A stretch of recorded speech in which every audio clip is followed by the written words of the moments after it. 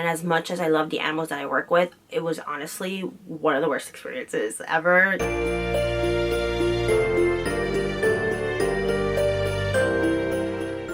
Hello friends, welcome to my channel. My name is Janie. Usually on this channel I talk about Squishmallows, Squishables, Build-A-Bear, Loungefly, Sanrio, basically anything that I think is cute. Today we are taking a little break from the stuffed animals and all that cute stuff to talk about an update that I've been meaning to give, and that is about the Penn Foster program, which is a work at your own pace college program. You do it for 2 years, you do an externship on your second year, and then you sit for the exam to become a vet tech.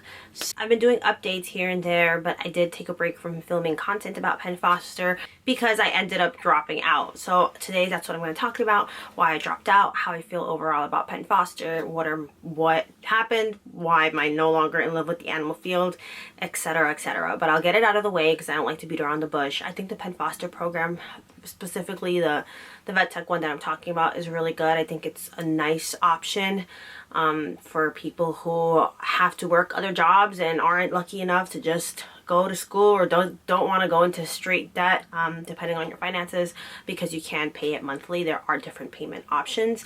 So I think it's nice. I think it's nice. I think it's affordable when you compare it to other school tuitions. I think being able to do that and work another job, which is what I was doing. I was working a 40-hour job while doing the Penn Foster program for the first year. I completed the first year, entering into my second. When I started having to do externships and stuff like that is when I had to take a step back because I don't love clinical, but we're gonna get to, there's an airplane flying by, I'm sorry if you can hear it. But the only thing I will say that I don't particularly love about Penn Foster is it can get a little boring, but that really depends on your own learning style, how well you do. But a lot of times it'll be like just a wall of text, because it's obviously digital, and there are sometimes videos where they show you like different procedures or different things when they're talking about terminology for being a vet tech or working at a clinic, and it's just like a little outdated. Like it looks like it was filmed in like the early 2000s or late 90s. Those are like little nitpicky things, but they're things that I'm mentioning because they're really the only thing that I had an issue with.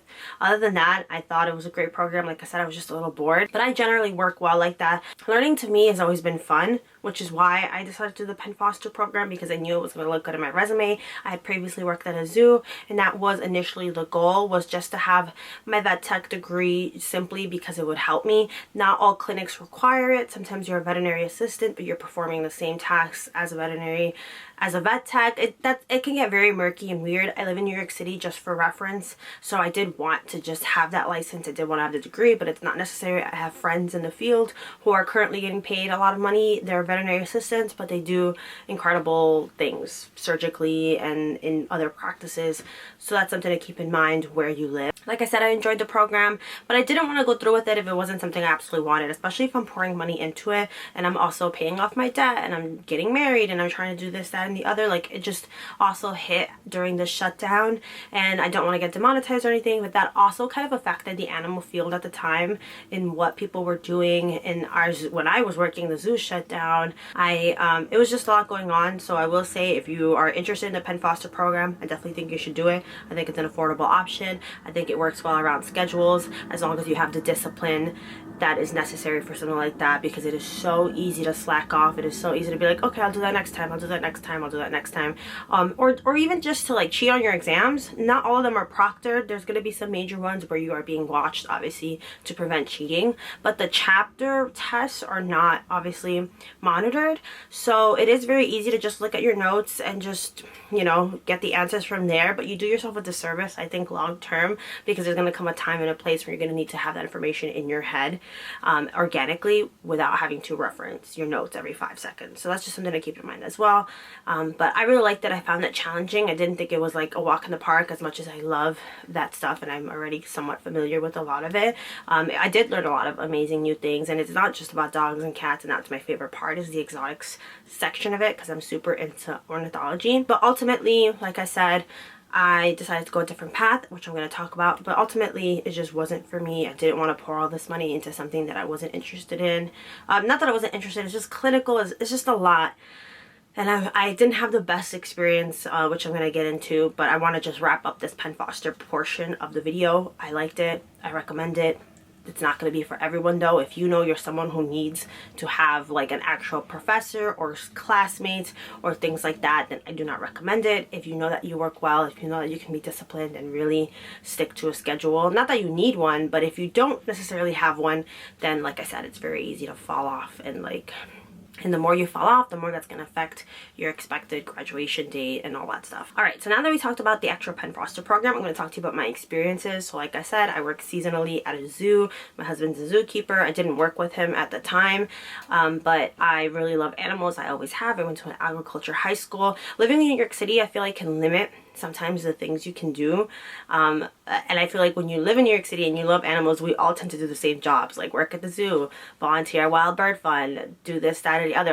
But yeah, I worked at the zoo, and as much as I loved my friends that I made, and as much as I loved the animals that I work with, it was honestly one of the worst experiences ever, just because of who we were working with. It sucks because I can't really elaborate just yet. I think in the future I will love to just really get to the nitty-gritty about why I didn't like it. Not the zoo as a whole, just the section in which I worked in. The ego, the toxicity, the hostile behavior, stuff like that was really rampant in the section that I worked in, because it was a stepping stone. This was a department that allowed pretty much people with limited animal experience to kind of build up their skill levels and move on from there. And then I volunteered at a different department within that same zoo, and it was amazing. And it was like learning from really amazing zookeepers who are super talented but also super open to their fellow peers, because I'm not sure how to describe it, but there was just a difference in tone. There's a difference in the way they spoke to you. They respected you. You were treated not like as an equal, but also like if you make mistakes, they're gonna happen.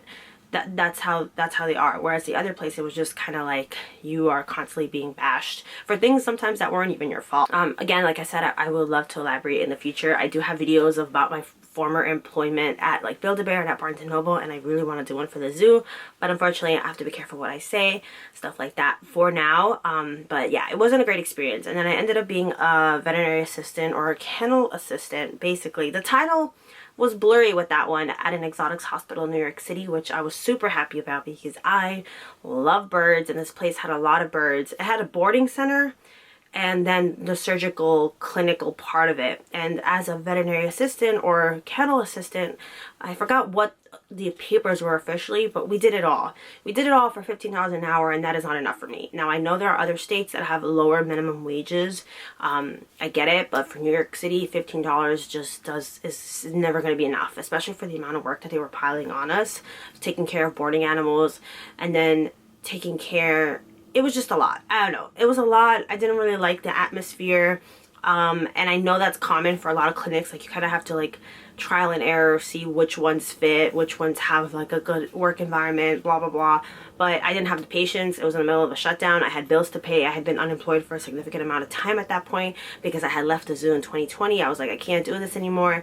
So I didn't really love it. I was in a basement all day because there was no windows in that clinic unless you are like a patient in the waiting rooms above. But the clinic downstairs, there was just nothing. I was working with cute bunnies and guinea pigs and gerbils and birds. I loved the birds, but that boarding area, speaking of birds, was a lot. It was really stressful because you have a really rich residents of Manhattan who will go on vacation and just leave their birds there, and they were just in cages. So they were in cages that whole time. Yes, you could technically take them out for some kind of enrichment, but ultimately they were in a large room of just screaming parrots, and these parrots are so loud. And I've worked with parrots before at the zoo, but these were like restless birds, you know what I mean? Like, they don't have anywhere to go really. And they might have worked on that. I know that that hospital was getting renovated, so this might be different at this point, but it was just something that was really frustrating because they were a little bit reactive.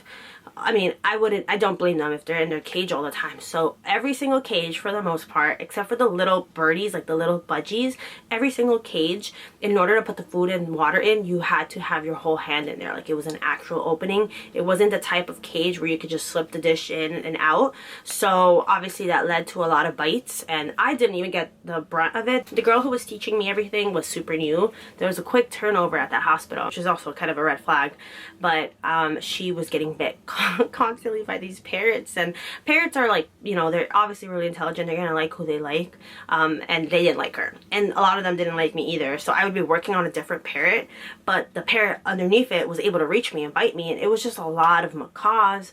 It was a lot of just like, at that point and it sucks because it was just stressful trying to do this within a small amount of time. Again, you want to give these birds love and attention, and you can't, and it was a lot. The only bird I really liked was a parrot. It was my first time working with a parrot. It was the cutest little thing in the world, and then the owner came and picked it up, and I was like, no. And then I was left with a bunch of macaws. We had to neglect this parrot. When I saw that beak on that one, I was like, that's it. I can't do it. Like, I was just, it was just stressing me out. And then we had the reptiles downstairs with like the amphibians and snakes. I love. The only thing I do not like are roaches. I do not like dubio roaches or any kind of roach. They freak me out. And obviously I wasn't going to show that because I didn't want to get judged, because I feel like there's a lot of judgment when you show any type of hesitancy with an animal. And I feel like I'd rather be nervous over a roach than be nervous over a snake or a lizard or something that I'm actually going to be handling for a significant amount of time. But whatever, I'm not going to get into that rant of just the weirdness that goes on with peers and people judging the heck out of you for no reason. But yeah, it was a lot that we had to do. And then on top of that, the surgical tools, I had to get ready for these things. It was just a lot. $15 an hour was not cutting it. I didn't like the way we were taught. There was a vet tech there who wanted to train me, but the head manager was like, no. I think that woman had prior experiences, like negative experiences with training other people. So they're like, no, I don't want you to get trained by her. But they didn't tell her that directly. So she was constantly trying to pull me to teach me things, but management didn't step in. It was a hot mess. It was a hot mess. And it sucks because it was a hospital that I've been dying to work at for many, many years. I just fell out of love with it. I fell out of love with the field. I still volunteer in certain places. I still support the conservation of wildlife, as well as sanctuaries who are saving animals from neglect and slaughter and stuff like that. Like, I'm all for it. I am a Patreon supporter for a lot of those organizations that I really, really love and connect with. But ultimately, I don't know, looking now at the situation, if I want to go back to the animal field. I've had no desire. I've had no regrets. I've had no what ifs. Now that I'm filming this video, like, I'm obviously discussing the what ifs, but for the most part, it's not something I think about. Am I happy completely with my job now? No, but it'll never be as bad as what I went through in the animal field, which is really funny because you would think it would. Like, anyone who knows me in real life was like, really? But it's just, nothing compares. Nothing compares. And I just didn't have the patience to continue trying when we were in the middle of a shutdown and I was struggling to make money and struggling to make ends meet. Otherwise, I guess I would have maybe toughened it out. But if I'm not doing that exotics hospital, the only other option I would have had is a cat and dog practice, like just normal domesticated animals, and I did not want to do that. I love cats, I love dogs, but that, to me, it's all about the exotics.